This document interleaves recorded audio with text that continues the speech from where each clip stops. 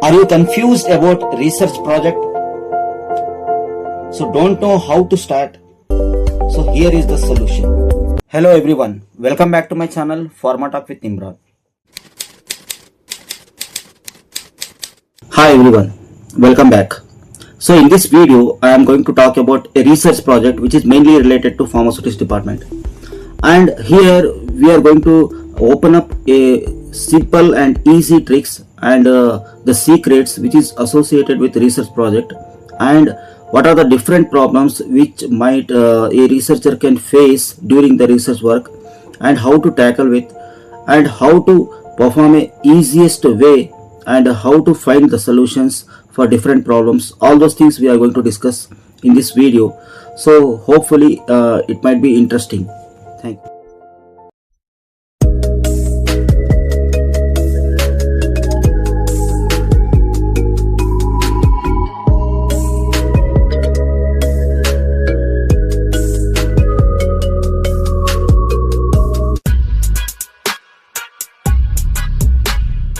So the pharmaceutics research work mainly focus on these following goals. They are to improve the stability of the formulation and to enhance the bioavailability and to modify the drug release and to develop a new dosage forms, that is novel dosage forms. For example, here transdermal patches are there, then sustained release tablets are there, then nano formulations are there, then herbal formulations are there. The very important step is step 1, that is topic selection. So here we should know that pharmaceutical research mainly aims to design a better drug delivery system that make the medicines safer, more effective and easier for the patients. So we should select the drug or the formulation that should be compatible with these points. The whole research work is divided into 8 steps. The first one is topic selection. Second one is literature review. Third one is research objective. Fourth one is formulation objective. Fifth one is experimental work. Sixth one is data analysis. Seventh one is documentation, and finally publication. The biggest mistake what the student will do during the selection of project, they select the project without considering these 4 important points. That is, first one is laboratory facilities available and the time duration which is available and availability of the materials. Then finally fourth one is literature support. Before starting any experiment, you must understand what research already exists. How means by referring Google Scholar, PubMed and other research articles. The purpose is to identify the research gap and to learn the formulation methods and to understand the evaluation parameters.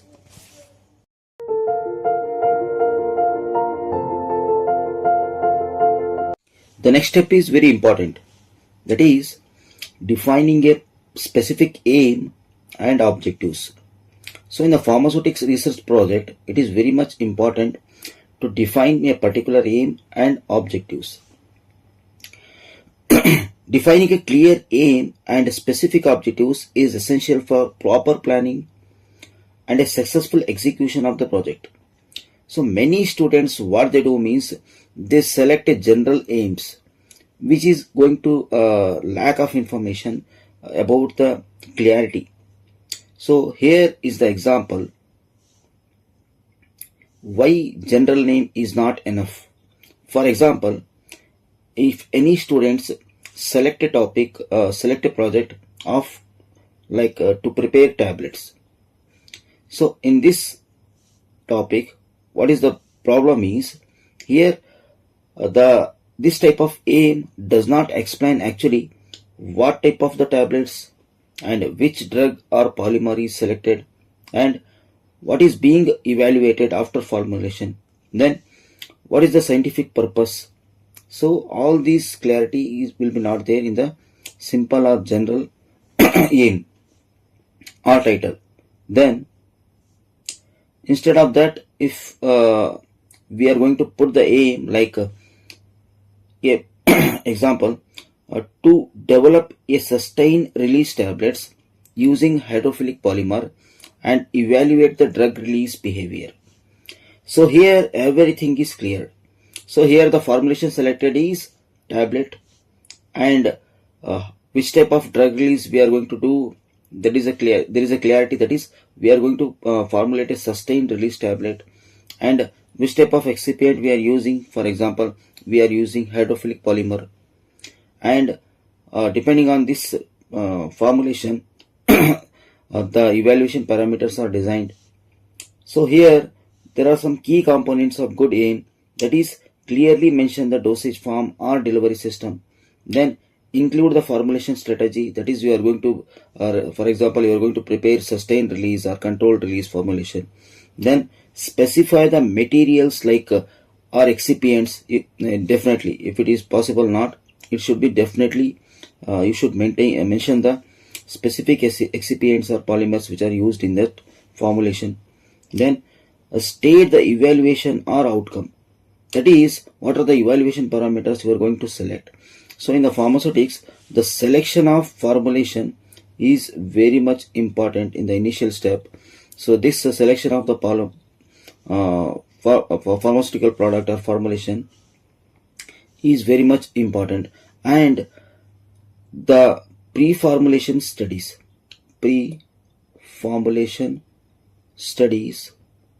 and the studies after formulation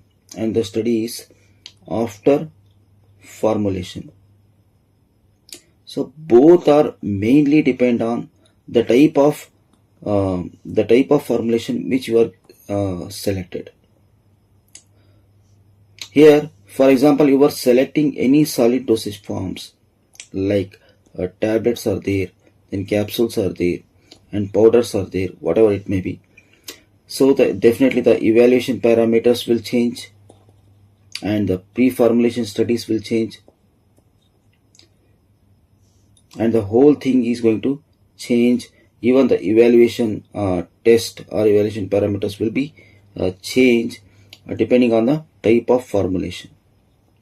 So it is not same like that. It is different for tablets, it is different for ointments, it is different for gels, it is different for creams, it is different for parenterals, it is different for liquid dosage forms. Like that, the evaluation parameter and the objectives and the pre-formulation studies, everything is going to change depending on the formulation which is selected. Then how to write the objectives? So objectives tells about what you are actually going to do in that research work. So here the objectives break the aim into smaller practical steps, and they guide the experimental work and help in organizing the research methodology. So here to perform pre-formulation studies of the drug, so here objectives will clearly indicate what are the different pre-formulation studies which are going to conduct. Then to prepare different formulation batches using selected polymers.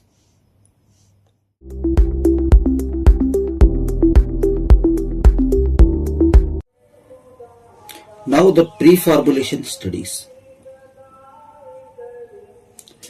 So pre-formulation studies are the first scientific step before developing any pharmaceutical formulation. Means it is the initial step or first step in development of any formulation. So here in this stage we study the basic characteristics of the drug so that we can design a stable, effective and a safe dosage form by understanding the all the properties that will help to avoid the formulation problems later. So what is the purpose of pre-formulation studies?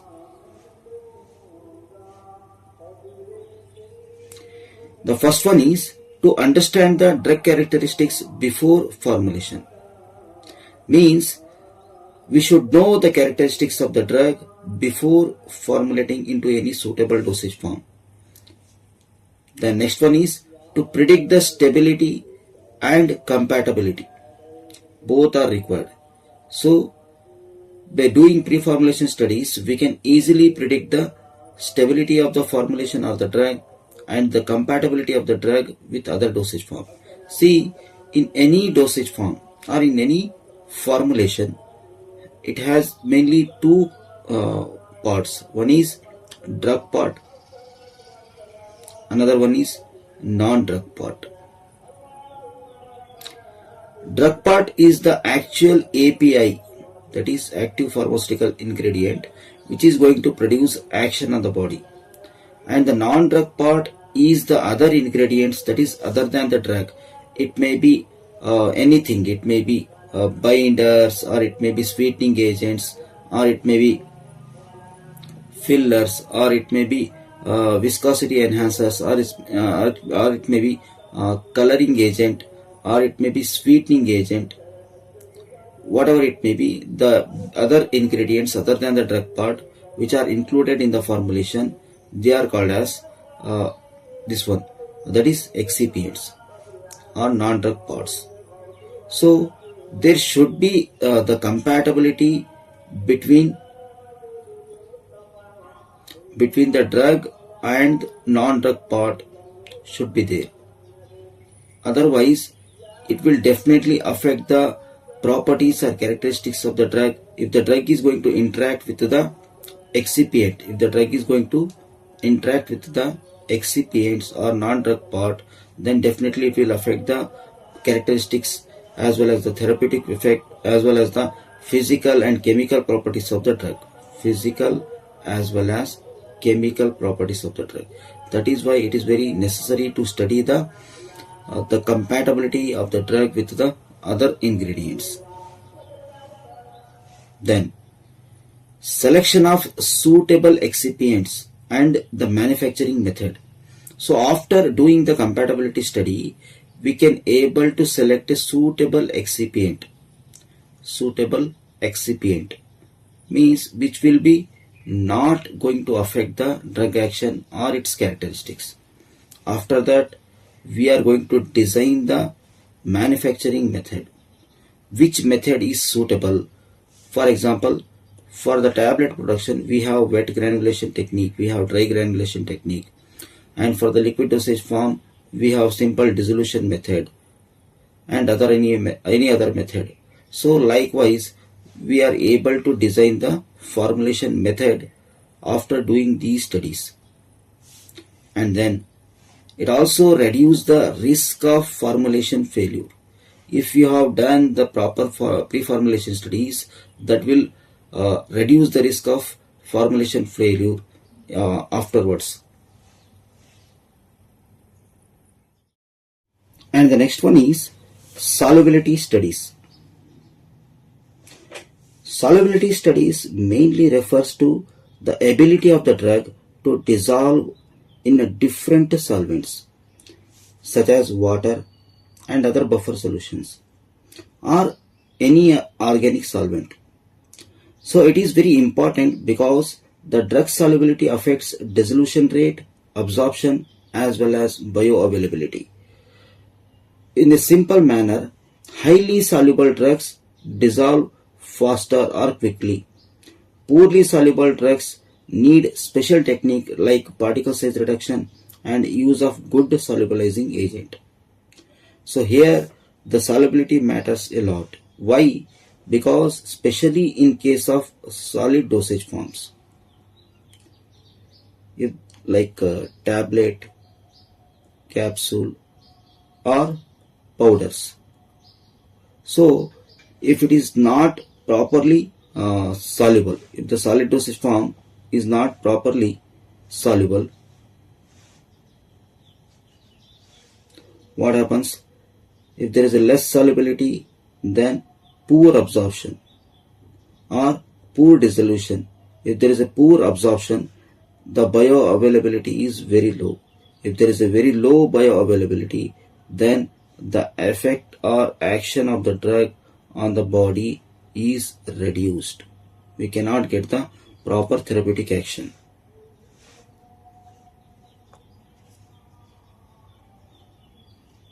And the next one is compatibility studies. For compatibility study, these studies include checking whether a drug interact with the excipients, as I explained earlier. So that here we are going to see the interaction of the drug with other excipients, whether how the drug is going to interact with the excipients, whether any incompatibility or degradation is there, or the excipients will reduce the effectiveness of the drug, or it may cause the instability. All those things we are going to check here in the compatibility study. So common methods which we are using here is FTIR analysis, DSC studies, and physical observation of mixtures.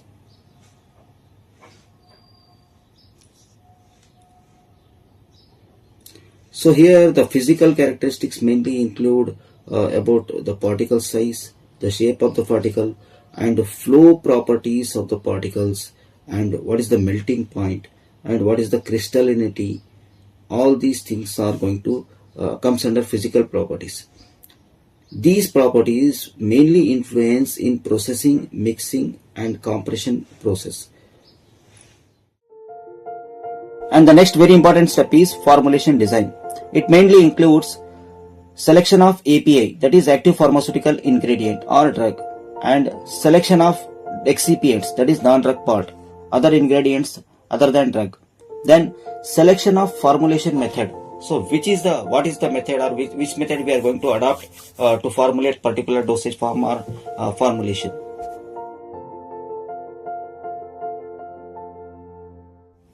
Now the next very important part is experimental work.